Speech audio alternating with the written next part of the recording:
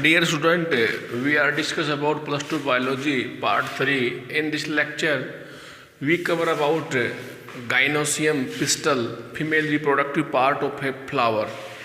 And pistol की जो structure के बारे में, पिस्टल के बारे में और मेगास्पोरेंजियम के बारे में हम ओवल्स के बारे में स्टडी करेंगे. Student, in this lecture we can discuss the important terms monocarpally conditions, multicarpally conditions, syncarpus, apocarpus और megasporangiums. तो स्टूडेंट हमें पता है कि पिस्टल जो है उसके 3 पार्ट होते हैं, कार्पल के 3 पार्ट होते हैं, stigma, style, ovary. Stigma, style, ovary. जो पिस्टल है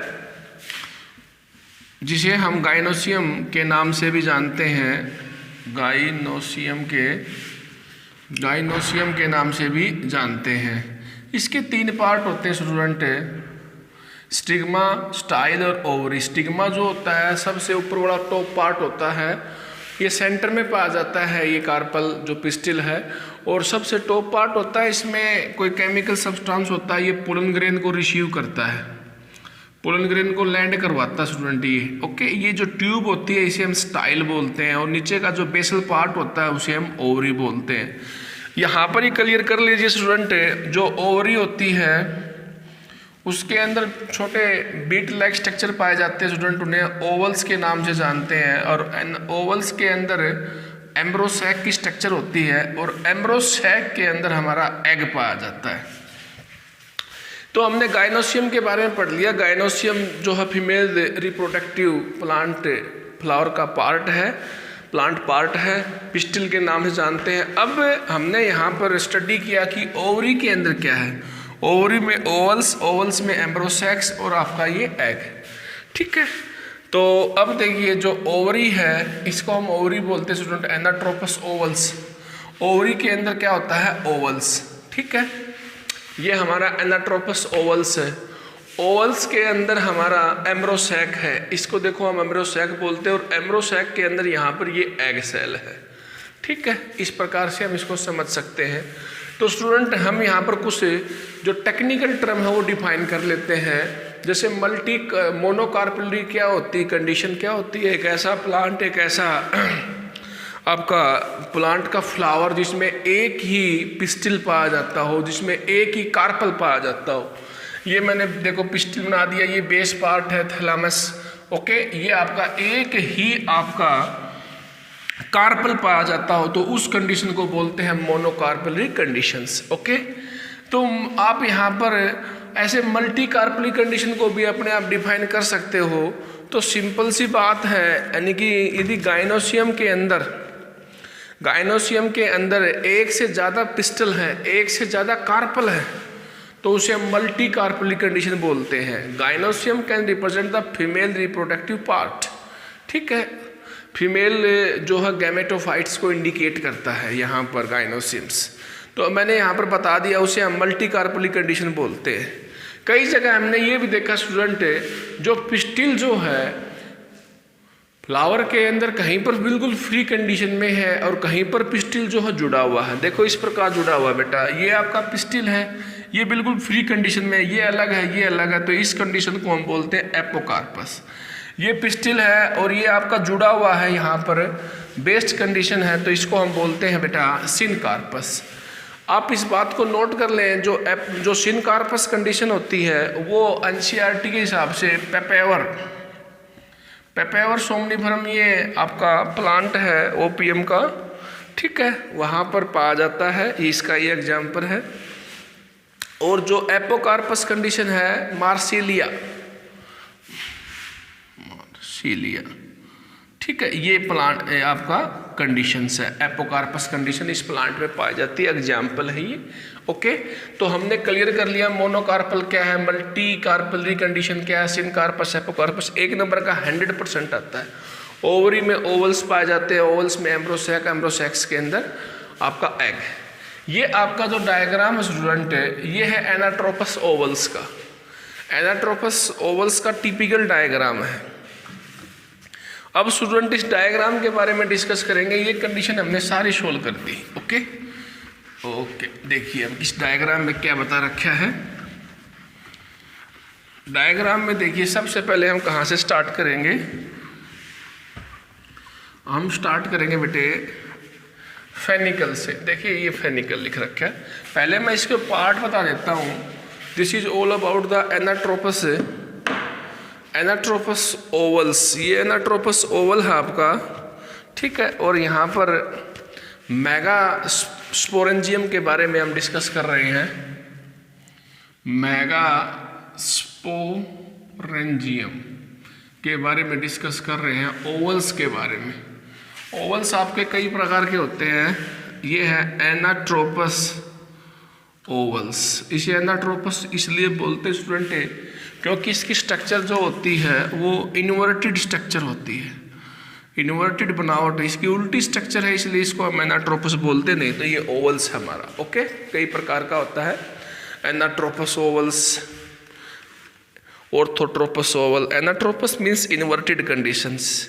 this is the most common types of vowels and 80% angiosperm में यही पाया जाता है। बॉडी को 180 डिग्री के ऊपर रोटेट कर देते हैं तो माइक्रोपिल्स जो होता है वो फेनिकल के पास आ जाता है। मोस्ट कॉमन ओवल्स है बेटे ये, मोस्ट कॉमन ओवल्स 80% प्लांट में यही मिलता है। तो एनसीईआरटी स्टैंडर्ड चीज को डिफाइन करती है, ठीक है। मेगास्पोरेंजियम्स ओवल्स। तो सबसे पहले हम यहाँ पर डिस्कस करेंगे बेटा इसके पार्ट कौन कौन से हैं। पहले मैं उनके नाम बता देता हूँ, ठीक है। फेनिकल, इसके बाद में डिफाइन करेंगे हम हाइलम को, इसके बाद में हम डिफाइन करेंगे यहाँ पर हाइलम के बाद में हम डिफाइन करेंगे प्रोटेक्टिव लेयर जिसको बोलते हैं एंटीगुमनेट, ठीक है। इसके बाद में हम डिफाइन करेंगे माइक्रोपाइल,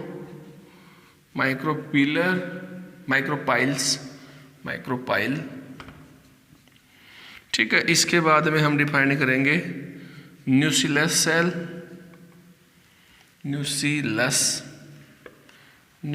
सेल। देखिए बहुत ही सिंपल टॉपिक है, इसका बनावट आप देख लीजिए। एनसीईआरटी में बहुत अच्छा डायग्राम दिखा रखा है स्टूडेंट। ये जो बीच का जो स्ट्रक्चर है इसे हम एम्ब्रोसैक के नाम से जानते हैं, एम्ब्रोसैक, ठीक है। इसके सराउंडिंग के अंदर जो सेल होते हैं स्पेशल जिनमें न्यूट्रिएंट पाया जाता है, पैरेन्काइमेटस टिश्यू है एक प्रकार से, तो उनके अंदर न्यूट्रिएंट होता है, उसे हम न्यूसिलस सेल कहते हैं, न्यूसिलस सेल। देखिए सबसे पहले हम डिफाइन कर रहे हैं फेनिकल्स को। बेटा फेनिकल को डिफाइन कर रहे हैं। फेनिकल से अगला जो हिस्सा होता है वहाँ पर प्लेसेंटा पाया जाता है। क्या पाया जाता है? प्लेसेंटा। तुम्हें देखो बेटा ये एक रोड जैसी स्ट्रक्चर है, एक स्टाल जैसे एक डंडी है, वो डंडी है वो चिपकी हुई है किसी के साथ, ओवल्स के साथ चिपकी हुई है, ठीक है। तो हम यहाँ पर ये लिख सकते हैं स्टूडेंट, एक स्मॉल स्ट्रक्चर होती है, ठीक है, स्टाल्क लाइक स्मॉल स्ट्रक्चर है जो प्लेसेंटा के साथ अटैच है, उन्हें हम फेनिकल कहते हैं। ये तो क्लियर है, ये एक स्टाल्क स्ट्रक्चर है, यानी कि एक देखो यहाँ पर इस थोड़ा और आगे ले लीजिए, एक स्टाल्क स्ट्रक्चर है ये, ओके। एक डंडी की तरह संरचना है जो उससे ऊपर तो प्लेसेंटा से जुड़ी हुई है, ठीक है। और हम कह सकते हैं स्टाल्क लाइक स्ट्रक्चर जो होती है, this is a small structure attach to the placenta, small structure attach to the placenta by the mean of a stalk, इसे हम फेनिकल कहते हैं, ठीक है। ये स्टाल्क लाइक स्ट्रक्चर प्लेसेंटा से जुड़ी होती है, ठीक है, प्लेसेंटा से, तो उसे हम बोलते हैं बेटा यहाँ पर फेनिकल्स। क्या बोलते हैं? Funicle. According to NCERT ovules एक स्मॉल स्ट्रक्चर है attach to the placenta by the mean of a stalk. Ovules एक बहुत ही छोटी संरचना है, स्मॉल स्ट्रक्चर है जो स्टाल्क से जुड़ी होती है, वही बात होगी बेटा। इससे अगला आ गया हमारा हाइलम। ये हाइलम है। हाइलम के बारे में मैं बताता हूँ। हाइलम जो है वो आपका एक स्ट्रक्चर है, एक जंक्शन है, हम कह सकते हैं एक जंक्शन है जहाँ पर ओवल्स और फेनिकल मिलते हैं। ये तो हो गया बेटा फेनिकल्स। ये क्या हो गया? फेनिकल्स, एक स्ट्रक्चर स्टाल्क लाइक स्ट्रक्चर। ये हो गया ओवल्स की बॉडी, दोनों, ये ओवल्स की बॉडी, ये आपका स्ट्रक्चर ऐसे, ये इससे जुड़ा हुआ है। यहाँ पर ये जंक्शन है, एक चीज ये होगी एक चीज ये होगी, तो जंक्शन है ये बेटा। जंक्शन है किसके बीच का? मीटिंग प्लेस है फेनिकल प्लस में आपका हम कह सकते हैं यहाँ पर body of a vowels, body of a vowels, vowels की बॉडी और दोनों का ये संरचना है, जुड़ी हुई बनावट है, ठीक है। यहाँ पर हम ये बता सकते हैं the junction where the body of a ovules and funicle are fused, मिलते हैं। ओवल्स के बाहर 2-3 प्रोटेक्टिव कवरिंग पाई जाती हैं। ओवल्स हमारा ये हो गया एनाट्रोपस ओवल्स में, ये एक प्रोटेक्टिव कवरिंग है एनाट्रोपस, और ये प्रोटेक्टिव कवरिंग, जिसे बाहर की जो लेयर है उसे आउटर एंटीगुमेनेट बोलते हैं, अंदर की लेयर होगी उसे इनर इंटीगुमेनेट बोलते हैं। ये प्रोटेक्टिव लेयर है स्टूडेंट, प्रोटेक्शन के काम करती है, ठीक है। तो प्रोटेक्टिव लेयर है, यहाँ पर हम कह सकते हैं ओवल्स के चारों तरफ प्रोटेक्टिव लेयर पाई जाती है जिसे एंटीगुमेनेट के नाम से जानते हैं। ये हमने डिफाइन कर दिया। ये एंटीगुमेनेट जो होता है ओवल्स के चारों तरफ से, ओवल्स को चारों तरफ से घेर लेती है ये लेयर, एंटीगुमेनेट लेयर चारों तरफ से, लेकिन यहाँ से एक स्मॉल ओपनिंग है जहाँ से नहीं घेरती, ये स्मॉल ओपनिंग है स्टूडेंट, ठीक है, जिसे हम माइक्रोपिल्स कहते हैं। क्या कहते हैं? माइक्रोपिल्स। ओके, बहुत ही सिंपल है। माइक्रोपिल्स एक स्मॉल ओपनिंग होती है। क्या होती है? स्मॉल ओपनिंग, ठीक है। यहाँ पर हमने न्यूक्लियस सेल के बारे में मैंने पहले बता दिया था। न्यूक्लियस सेल के अंदर धसा हुआ होता है हमारा क्या? एम्ब्रोसेक्स, यानी कि सेल ओपन न्यूक्लियस जो होते हैं उनके अंदर एम्ब्रोसेक पाया जाता है। हम ये कह सकते हैं न्यूक्लियस सेल के अंदर काफ़ी अबंडेंट अमाउंट में फूड मटेरियल्स होता है, काफ़ी मात्रा में फूड मटेरियल्स होता है न्यूक्लियस सेल्स। यही इन्फॉर्मेशन है न्यूक्लियस सेल के बारे में अकॉर्डिंग टू एनसीईआरटी। तो स्टूडेंट आज हमने पढ़ लिया मेगास्पोरेंजियम्स ओवल्स के नाम से जानते हैं। ये स्ट्रक्चर बहुत इंपॉर्टेंट है, आगे भी काम आएगी। कल हम पढ़ेंगे मेगास्पोरोजेनेसिस। आगे क्या होता है ओवल्स के अंदर, कितने मेगास्पोर बनते हैं, कैसे आपका डिवीजन होता है, कौन सा डिवीजन होता है, स्टडी करेंगे। Thank you very much, take care. इसको स्टडी करें, डायग्राम को बनाएं।